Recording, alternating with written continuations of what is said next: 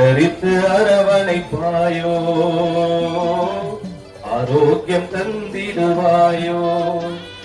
ஆனவரும் பக்தர் கூட்டம் அதிகமாகுது, உம்மை கண்டவுடன் கஷ்டமெல்லாம் பறந்து போகுது. நம்முடைய ஆரோக்கிய அன்னைக்கும் உண்டு. சுமார் 400 ஆண்டுகளுக்கு முன்பாக ஆரோக்கிய அன்னை வேளாங்கண்ணியிலே அவர் காட்சி தந்தார். 3 புனித நிகழ்வுகள், அதாவது அதிசயங்கள் நடந்ததை நாம் அறிவோம். இன்றும் பல கோடி மக்கள் இந்த 400 ஆண்டுகளுக்கு முன்பாக நடந்த அந்த அன்னையினுடைய புதுமைகளை இன்றளவும் தங்கள் வாழ்வில் நடக்க வேண்டும் என்பதற்காக அன்னையினுடைய அன்பு குழந்தைகளாக அவர்கள் செல்லுகிறார்கள்.